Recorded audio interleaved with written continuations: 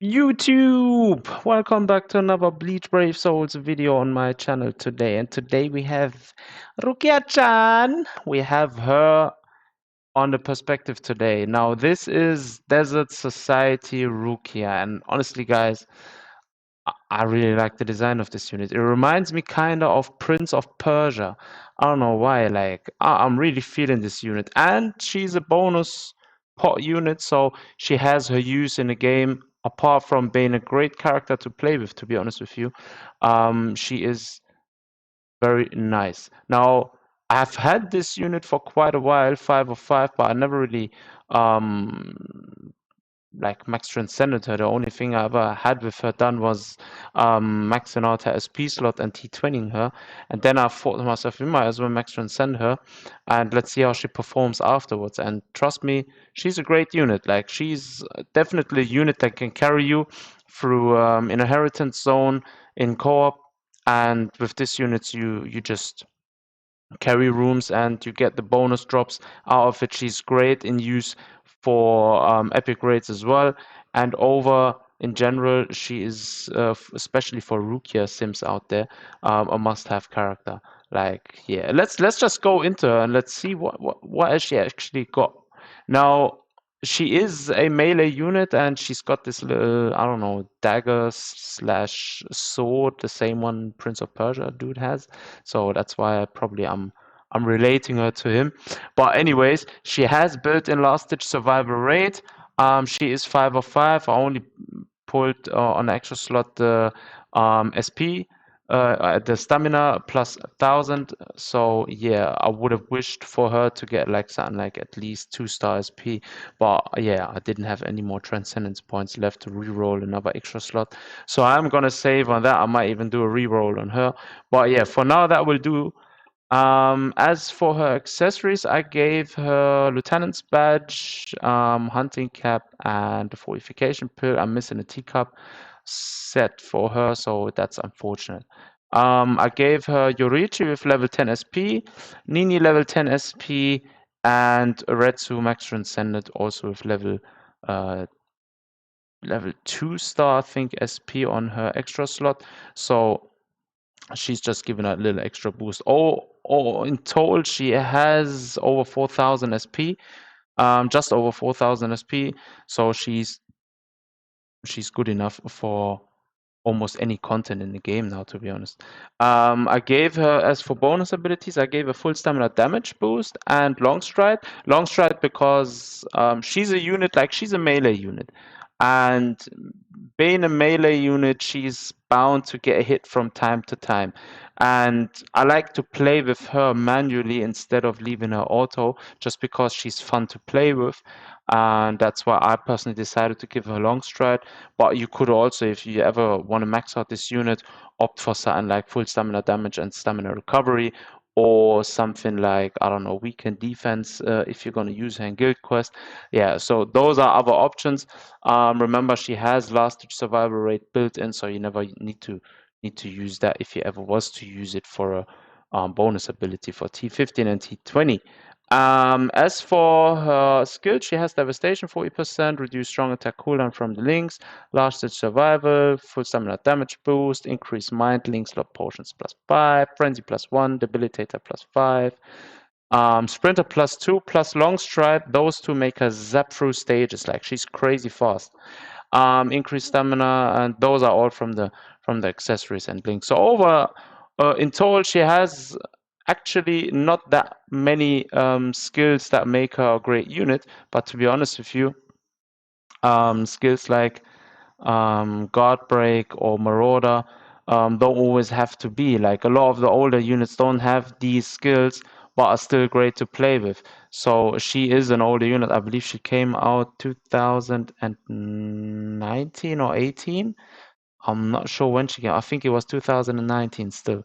So considering her age, she is well built. And trust me, when you see her gameplay in a moment, she gets the job done very easily. She has also weakening on all her attacks, which is another bonus. Plus, her strong attack 3 is full screen attack, with a charging ability. So if you charge it, it does even more damage, similar to like fifth anniversary Ichigo or Retsu, which just came out a few months ago. So yeah, that is basically her kit. Now let's see and check out how she performs in a quest.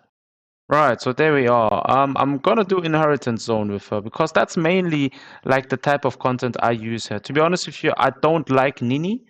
I don't like the way she plays herself. I think she's a bit rigid for my liking. And the way Rukia plays, most of the time, if I ever need hard, if I need mind slot potions, I use Rukia for running. So if I'm doing co-op inheritance zones, if I do epic raids, I'm using always her instead of Nini because I just don't like Nini. The only reason I use Nini, or the only um, quest I would use Nini for, is actually for inheritance trials and guild quest because she has her uses in guild quest. So yeah, that's basically as much for Nini. Now let's do inheritance zone on extreme, the hardest one, and let's see how she performs there. Now she is Soul Reaper killer, so that is definitely her field. Now she shouldn't have any problems at all whatsoever running through this. I'm gonna do this without any teammates, without giving her any bonus. I'm gonna take away the allies, and yeah, just once. Let's go. Let's see what she can do. Now, like I said, I like playing with her manually, but even so, with her playing on auto, she gets the job done. And I wasn't bothered, in case you're asking yourself why doesn't she have hidden enemies, I wasn't bothered giving her the Zeta Barutan pill. But yeah, let's go. Look at these numbers. Like, she does good damage for a unit of her age. She does very good damage. And now there is the charge attack without a charge. So that was just standard without having charge. Let's just wait for the cooldown. Let's kill this guy. And now let's wait. Are there any enemies left? Yeah, there are some left. Now let's charge. Again, the thing with the charge is like if you get hit whilst charging, you will lose the charge. So yeah. And there you have it. With the charge attack, she does like almost more than double the damage she does without having the charge effect on her. So that is definitely the power of these charge attacks. The same is also with fifth anniversary Ichigo and Retsu. The moment you reach maximum stage for the charging, that attack always can bomb multiple waves in co-op IT or IZ. So that is why these units are actually very overpowered. Like I said, the only downside to them is if you do get hit, like it is sometimes a bit annoying because you're losing all the power up you get from the charge, but still having a chargeable unit is very nice to have. And there you have it. Like she just does this without any trouble whatsoever. Like no hidden enemies would have done her better for this quest. Like especially if you wanted to like auto this type of content on solo, it would have been definitely more useful having her with hidden enemies. But as for now, because of the video, this is very much sufficient. No, I think this should be the last room. Let's see how her Soulbomb clears a room. If it can clear a room.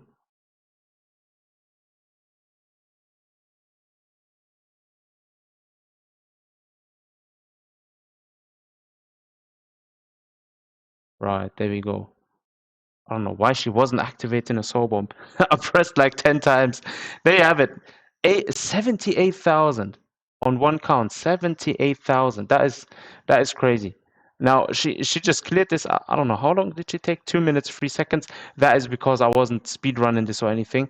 But if you was to like with the kit she has now, if you was to like wanting to clear out this stage on PvE solo, you'd be doing this like in 1 minute 10 seconds or something like that.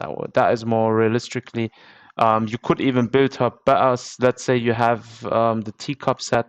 You could give her even more SP if you have an extra slot SP. She does this even more efficiently. But for the sake of the video and showcasing you guys how she performs, she does this pretty easy. Now let's see how she performs in the current ultra stage of the point event. Right, so here we are. Extra quest ultra, let's go. Now this is this time hollow enemy, so she doesn't have any killer advantage now. That is crucial in order for us to see like how does she perform against enemies that are not killer. The most of these enemies have poise, so that is another fact. With her being a melee unit, she's most likely gonna have some difficulties. Now let's go and see what she can do. Right, let's go. Now, what I meant with difficulties is she might have difficulties keeping up a full stamina if I do get hit from time to time. But yeah, okay, the first attack like did already good damage. Now, like I said, Bane of Killer isn't always bad. Like if the unit is properly kitted out, it would be much easier. But still, she's doing well, and she hasn't been hit until now. Yes, she would. She has been hit, but it was only like a one hit because she inflicted weaken on them as well. So yeah, I should have given her something like stamina recovery, or at least take with me a team member that has stamina recovery for team. That would have been better. But I did want to check out how she performs by herself. So like it's a testing video, you know, just to see if she can do this by herself without dying. And it's looking difficult. Like these poise enemies are really annoying, to be honest with you. Like you hit them, they're not budging, they're not moving away, and it's not doing nothing for them. That is annoying. That is annoying. So she died. Right. So I think we failed the experiment here in terms of survivability for like these kind of contents. Now, if she's off killer, and yeah, she doesn't have any teammates with her that help her recover her stamina, or you didn't give her stamina recovery or something, then that is a bit difficult for you to finish, because ultra stage of most point events is really as hard as it gets for PvE content, and without having a ranged unit or a crazy nut attacking unit, or something like 6th anniversary Eisen with a crazy kit, it's very difficult to clear this with most older units. Like videos I do on older units most of the time have difficulty clearing these quests just because the way they are built. Enemies have poise, they are mostly off killer. Even if they have killer, it's difficult with these type of quests because the units don't dish out as much damage as they could be like in comparison to newer units.